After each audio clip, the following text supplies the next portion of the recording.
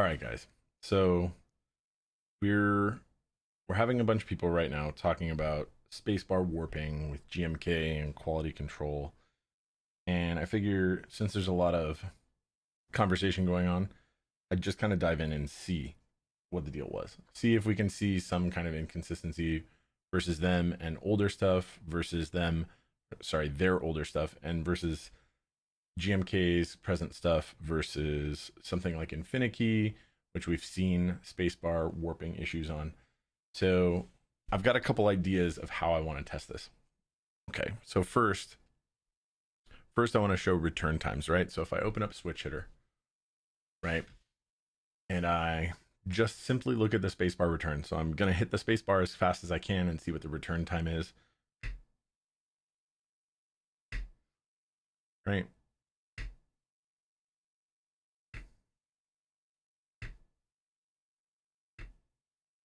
Okay, so let's call it 32 to 40 milliseconds, right? We got one that was a little bit faster.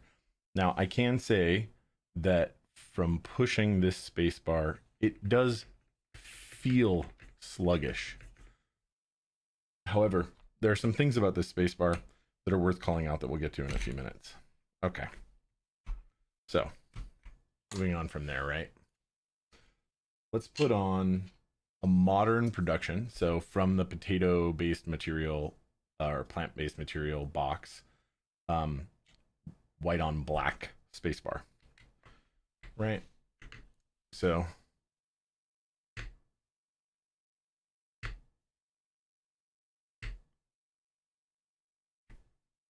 I don't know if it that was weird. It didn't actually trigger that time, so we're gonna negate that one. I.e., I didn't bottom out and come up all the way. Okay, so we're gonna call that 32 to 40 milliseconds, right? So similar to the PBT in terms of return performance. Now I'm gonna actuate it and see if it feels sluggish. I don't know if it feels a little sluggish. It feels similar to the bar before, but maybe not quite as bad. Now I'm unwilling to call that bad on this board. Maybe this is just a crap lube job or something. It isn't, but maybe it's just a crap lube job on my part, right? Now we're gonna put on GMK Cafe's spacebar, right? I'm gonna reset that one more time. I got some others in there.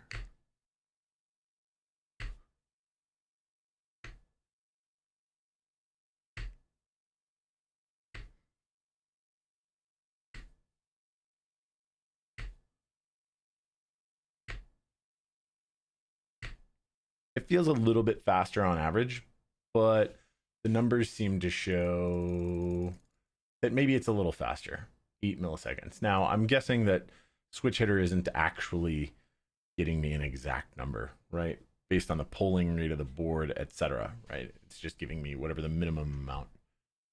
Well, there's like a step function there somewhere, but it doesn't matter. Ignoring all that and just going back to feel. I don't want to say that it feels sluggish. It actually feels the best out of the three so far. But it still feels maybe just a little bit more sluggish than these caps. Again, maybe that's my fault. Maybe that's how it's lubed. I'll give it to you guys. All right, now we're going to move on, right? And we're going to pull up a fairly old keycap. This is, and I just pulled this. I have two sets of this. I didn't cherry pick. I literally just picked off of my Baca 60 camping, right? And I can go pull another camping space bar off of another board in a second to just know that we're using an old one, right? Okay. So moving on to just the numbers.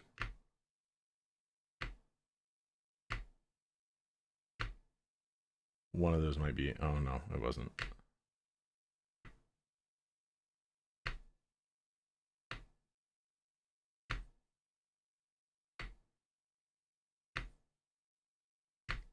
Okay, so we're going somewhere around like 24 milliseconds, right? So by the numbers, still pretty even, but now when I start actuating it, I notice that it's maybe just ever so slightly later. it's not crazy significant. Cafe seemed pretty okay, and white on black seemed pretty okay, i.e. passable, in my opinion. Just barely outside of that spec was this Infinity cap. But this does feel a little sluggish, a little less sluggish, just this one keycap. And we'll move on from there. We'll grab another one, another camping one, right? Just as a baseline.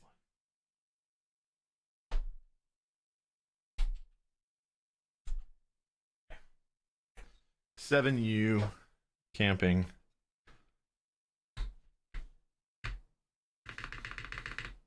Ooh.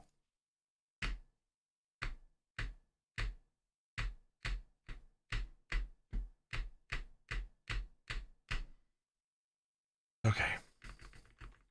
And I would say that this one feels pretty identical to the last camping spacebar, which is to say equal. I don't know, again, maybe this is just my own internal bias. I don't think it is, right? So these are just the numbers and the qualitative feel, but now we're going to move on to something that I think is what everybody actually is looking at kind of on their own. I'm not going to put it under the microscope, at least not right now. I don't think we're going to look at it under the microscope anyway, because we don't need to. But we can look at it under fairly zoomed in vision. Right? Let's zoom all the way in. And let's just kind of look at these. Now you've got some grid lines here, so these should be fairly equal, right?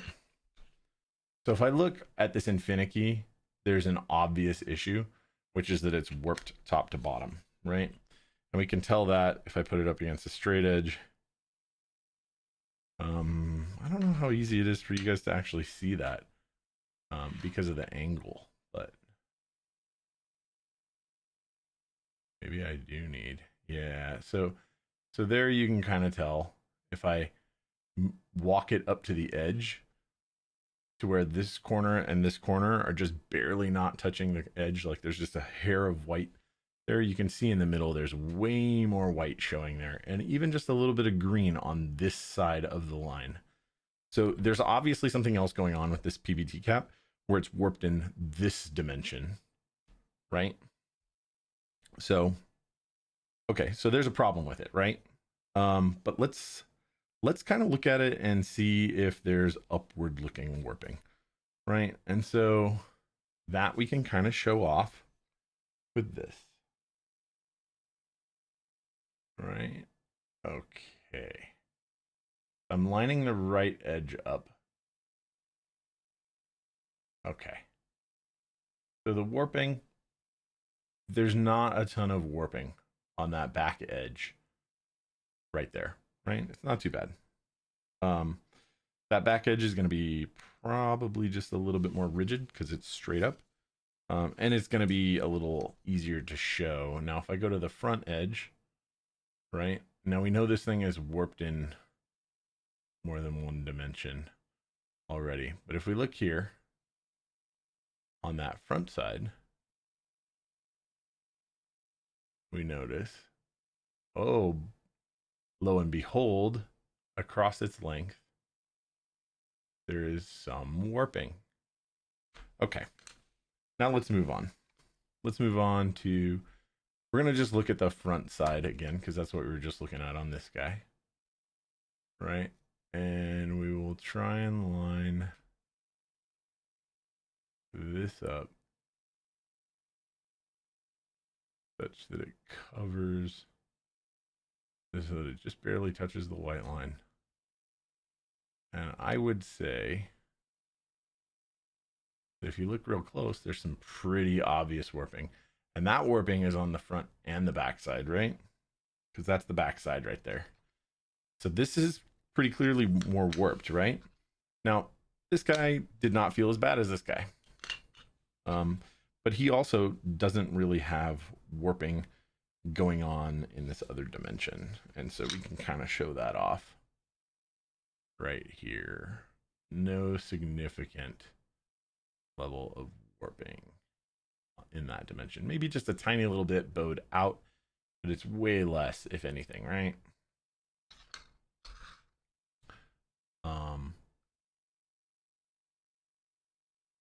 Okay, so this guy felt okay, but maybe a little sluggish, right? So now we'll go to cafe. That backside is not super obviously warped. The front side is a little warped, but I think maybe that's just a consequence of GMK, like the way that they manufacture. Okay, so now we'll do this, right? Okay. Now this guy still felt a little off, but bearable, I think, right? Isn't that what I called it?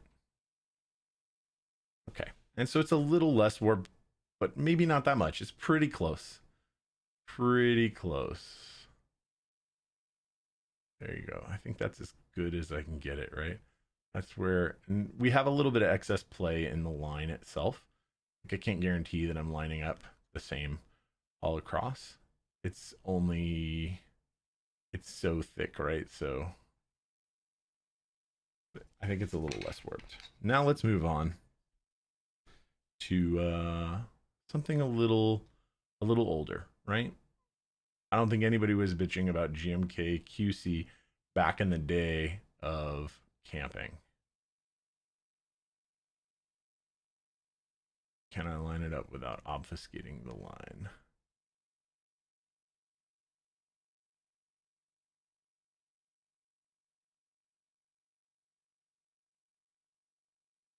Just barely green there. Oh man. Yeah, this is real hard. Yeah, it's not very warped. Camping number 1. Camping number 2, I'll try and do something similar. Okay, so green is just barely showing. Yeah, also not very warped. Okay, so I'm going to say that there's considerably more obvious warping on these two guys, especially this white on black, but that the worst is probably this guy because he's warped in more than one dimension. Qualitatively, like I said, these two felt pretty damn good. This guy felt less good, but okay. This guy felt pretty close. Sorry, guys, power up. This guy was pretty close, but a little bit worse. And then pretty close yet again, but maybe a little bit worse, right? So I think we've got some kind of a lineup. Now, have I gone way off the deep end and gone into quantitative land and started measuring the differences and the tolerances of these? No. Do I think that's necessarily beneficial? Maybe. It kind of depends on what everybody's responses are, right? I think that it worked out pretty well as a test. Qualitatively, we can say that it descendingly gets better from this cap to this cap. We'll see what everybody says, but I think for just a little midnight like pseudoscience, we've maybe learned a little bit. It's not quite midnight here, but you know what I mean. All right, guys. I wouldn't jump on the hate train for GMK. Everybody check your own caps out. If they don't feel bad and they don't look obviously bad, then they aren't bad, right? If they look good to you and they feel good to you, it's not worth bitching about. That's kind of my 2 cents.